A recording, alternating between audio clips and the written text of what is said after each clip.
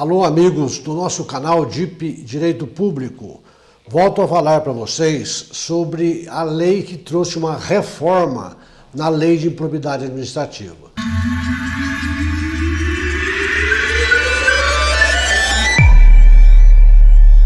Eu estou me referindo à Lei 14.230, do dia 25 de outubro de 2021, que entrou em vigor no dia 26 de outubro de 2021 e que trouxe várias alterações na Lei 8.429 de 1992, que é a conhecida LIA, Lei de Improbidade Administrativa.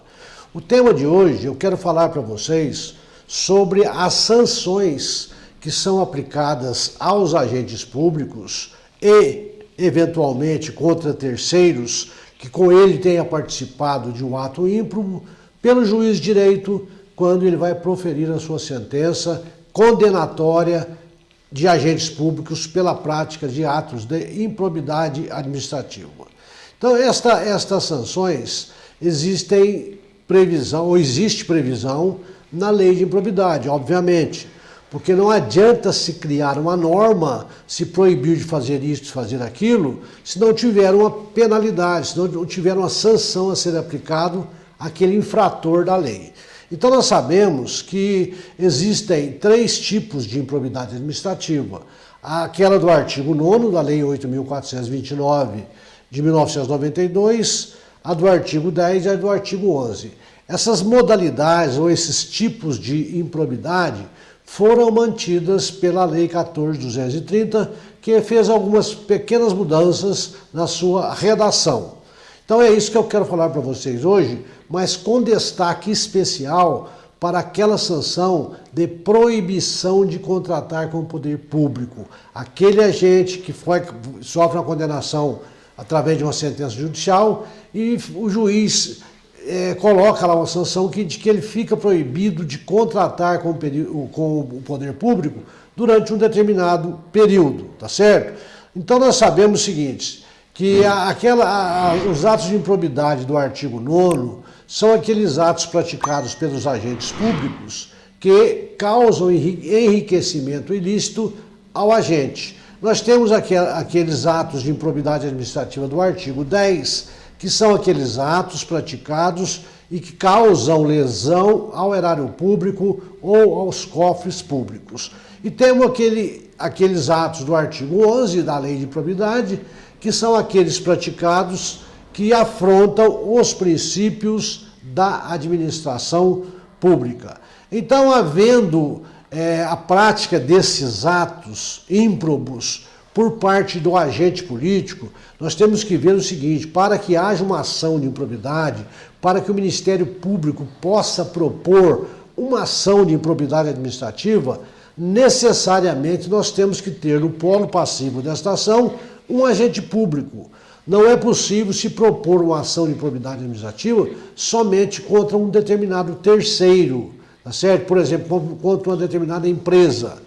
Essa empresa pode participar do polo passivo em comunhão com o agente público que está sendo acionado, por conluio entre as partes, coisa desse tipo. Então, deve ficar claro isso. A lei de improbidade administrativa, ela veio para atingir ou para focar o agente público. Ele é o alvo da ação de improbidade. Junto com ele podem ser acionados os terceiros envolvidos, que de uma forma direta ou indireta ajudaram o agente público na prática daquele ato. Então é dessa forma que funciona.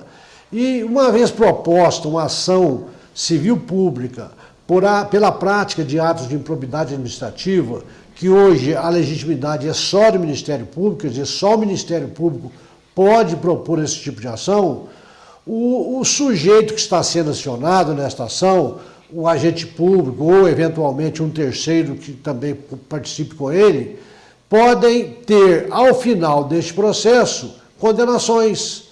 Por quê? Porque existe uma sentença que vai ser proferida, tá? O juiz tem que proferir uma sentença ao final, e essa sentença, o juiz pode dizer, não, tudo que o Ministério Público pediu não tem sentido. Então a ação vai ser julgada improcedente, os pedidos formulados pelo Ministério Público serão julgados improcedentes, tá certo? E pode também o juiz entender que realmente a ação está correta, ou seja, ele vai julgar procedente a ação e vai condenar os agentes públicos e os terceiros envolvidos nas sanções previstas no artigo 12, nos incisos de 1 a 3 da Lei de Improbidade Administrativa, que eu vou falar para vocês agora, tá certo? Então, a ação pode ser julgada improcedente, aí não acontece nada com os agentes públicos, né? Eles foram inocentados, eles não tiveram culpa, não agiram com dolo, tá certo? Agora, se a ação for julgada procedente, e inclusive ela pode ser julgada parcialmente procedente, ou seja, o juiz vai acatar parte dos pedidos do Ministério Público e indeferir o resto. Então esta ação pode ser, no final pode acontecer isso, ou a improcedência, ou a procedência total ou parcial dos pedidos. Se o juiz entender que a ação é procedente, ele vai aplicar aos envolvidos as sanções que a lei de improbidade lhe traz, lhe enumera, lhe dá condições para ele aplicar uma sanção por aquele ato ímprobo praticado pelo agente público. A lei de improbidade administrativa traz 6 tipos de sanções que podem ser aplicadas pelo juiz quando vai proferir a sua sentença contra o agente público. É verdade que existem 6 sanções, mas que elas não precisam ser aplicadas em bloco, ou seja, o juiz não é obrigado a aplicar as 6 sanções de uma vez só para um determinado caso. Cada caso deve ser analisado pelo juiz e a partir daí ele vai ver qual a sanção melhor se vai se adequar para reprimir aquele ato ímprobo praticado pelo agente público. Então ele tem 6 sanções, pode aplicar uma delas, 2, 3 ou todas elas. Se ele achar que o fato é grave e tem que aplicar todas, ele pode fazer isso. Isso é uma faculdade que a lei concedeu ao juiz, tá certo? Então ele vai analisar cada caso e fazer a aplicação dessas sanções. Quais são estas sanções? A primeira sanção é aquela em que o agente público perde os bens que ele acresceu ilicitamente ao seu patrimônio. Aqueles bens voltam ao patrimônio do município, voltam ao patrimônio da Câmara, que também é do município, porque foram tirados de lá de forma ilícita, pela prática de atos ímprobos. Então o juiz manda que aquilo seja devolvido. Caso tenha ocorrido este ato, ou às vezes o ato ocorreu, um ato ímprobo, mas que não teve essa questão de enriquecimento ilícito, de ter que fazer a devolução ou fazer com que o agente público perca aqueles bens que ele acresceu ilicitamente ao patrimônio. Esta é a primeira sanção. A segunda sanção que o juiz pode aplicar é aquela em que ele condena o agente público ou o terceiro envolvido a ressarcir aos cofres públicos aquele prejuízo que ele causou pela prática deste ato.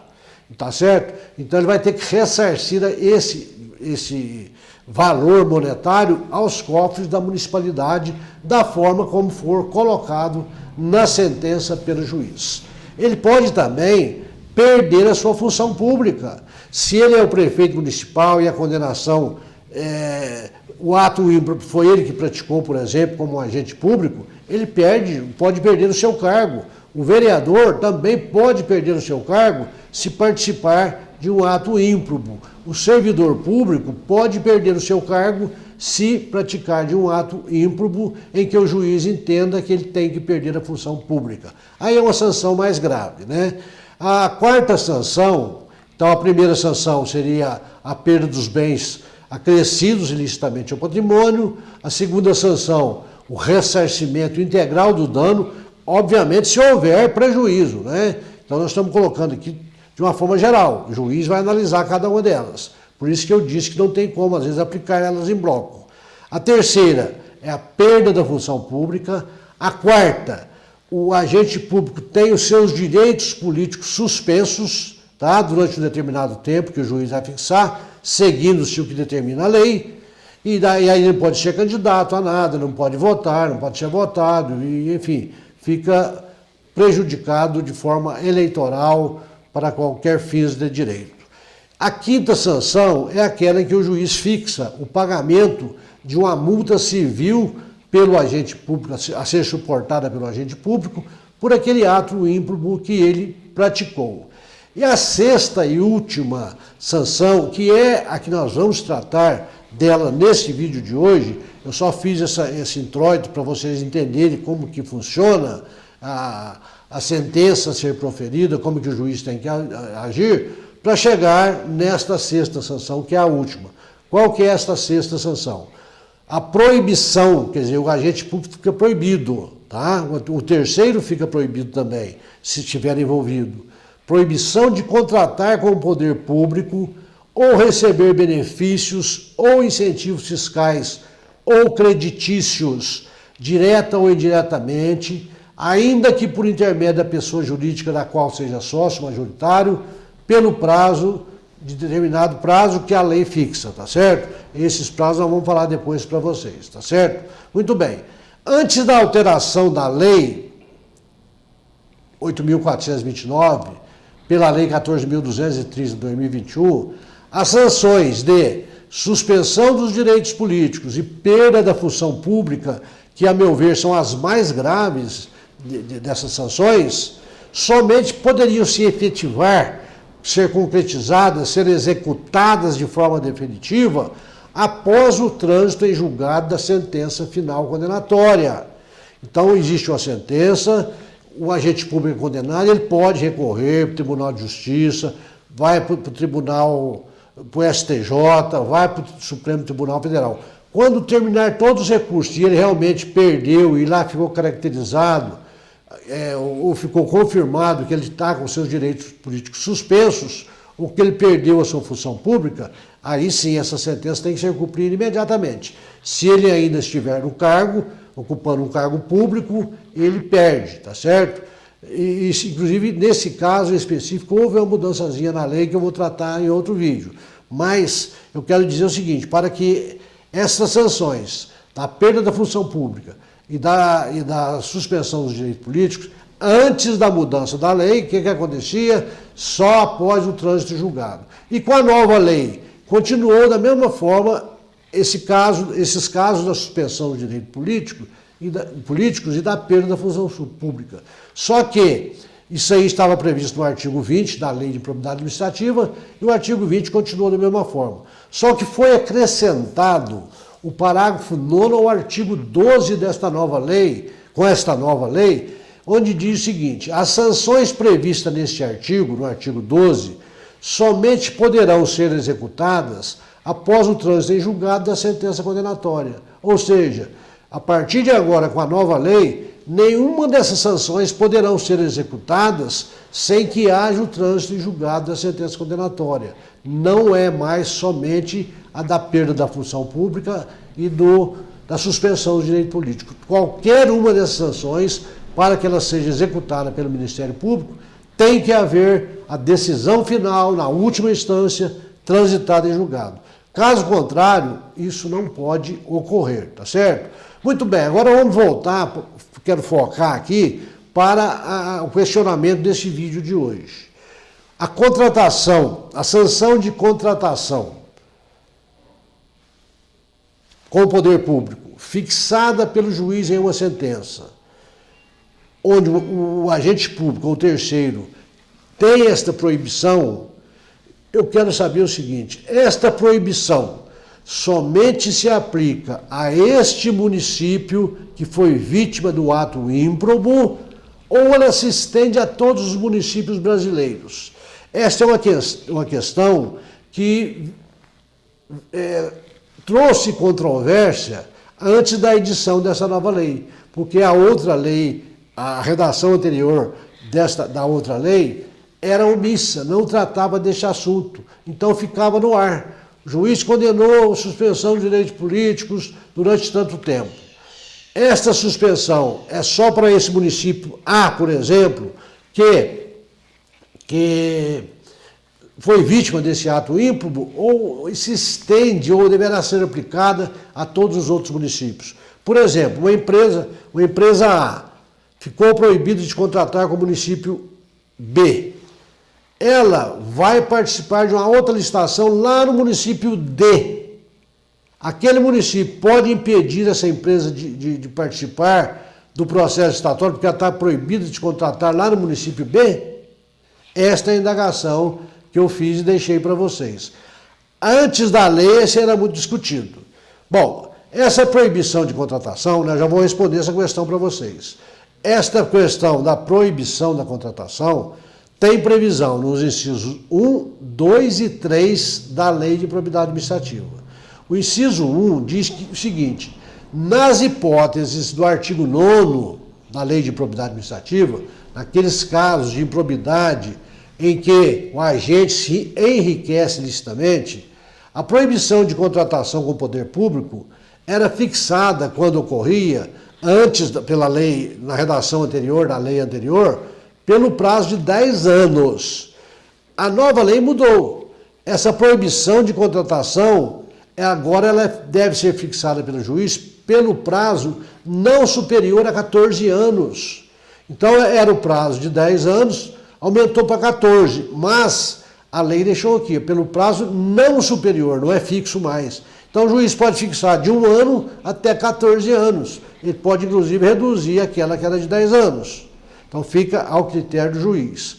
Na hipótese do artigo 10, aquela que causa prejuízo ao erário, a proibição, antes da mudança da lei, era de 5 anos, um prazo fixo. Agora é por prazo não superior a 12 anos. O juiz pode fixar de 1 até 12 anos. Fica a critério dele, não pode ultrapassar os 12, nesse caso.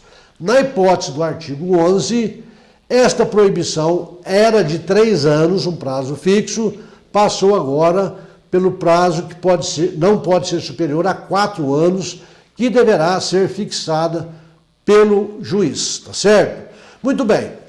Como que tratou, então, esta nova lei em relação a esta sanção de proibição de contratação com o poder público?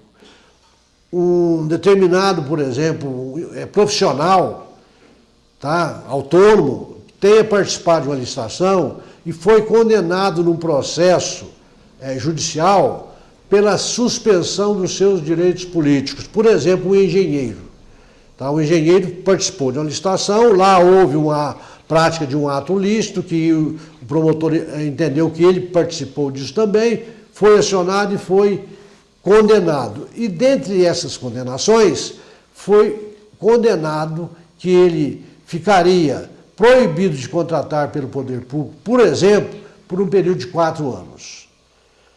Esta sanção de contratação se aplica somente a este município que foi vítima deste ato praticado pelo engenheiro, ou se aplica a todos os outros municípios brasileiros? Porque a lei diz o seguinte: proibição de contratar com o ente público. Não diz-se de forma clara se é com o ente que foi vítima do ato.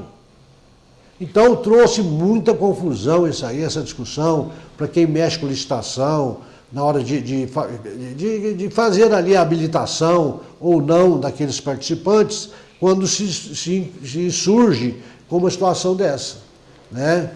Então, o que ocorre? Veio agora a lei esclarecer esse ponto. No parágrafo 8º do artigo 12, que diz o seguinte, ó: a sanção de proibição de contratação com o poder público deverá constar do Cadastro Nacional das Empresas Inidôneas e Suspensas, que é a CIS, né, de que trata a Lei 12.846 de 2013, observadas as limitações territoriais contidas em decisão judicial, conforme disposto no parágrafo 4º. Então veja o seguinte: a sanção de proibição de contratação com o poder público deverá constar deste cadastro, observadas as limitações territoriais contidas na sentença. Então o juiz da sentença vai dizer o seguinte: esta proibição é somente para este município, ou ela se aplica, essa proibição que ora está sendo sentenciada, está sendo aplicada ao agente público, se estende a todos os municípios brasileiros. Então a sentença que vai esclarecer isso. E o que diz o parágrafo 4º? Então, se é observada aqui a limitação territorial, o parágrafo 4º vem complementar isso que eu disse. Em caráter excepcional e por motivos relevantes devidamente justificados, a sanção de proibição de contratação com o poder público pode extrapolar o ente público lesado pelo ato de improbidade administrativa, observados os impactos econômicos e sociais das sanções, de forma a preservar a função social da pessoa jurídica, conforme disposto no parágrafo 3º deste artigo. O parágrafo 3º, por seu turno, prevê o seguinte: na responsabilização da pessoa jurídica, deverão ser considerados os efeitos econômicos e sociais das sanções, de modo a viabilizar a manutenção de suas atividades. O que quer dizer tudo isso? Com a nova lei, se o juiz colocar que os direitos, ou melhor, que a proibição de contratação com o poder público de um determinado agente público é de 5 anos, esta proibição, se constar na sentença dessa forma, só se aplicará àquele ente público, àquele município, àquela Câmara Municipal que foi lesada ou que foi vítima deste ato ímprobo praticado pelo agente público. Se o juiz entender, e tem isso aí, a lei é clara, e tem que ser de uma forma bastante assim, excepcional, tá certo? E com motivos relevantes e bem fundamentados, ele pode estender esta sanção a todos os municípios brasileiros.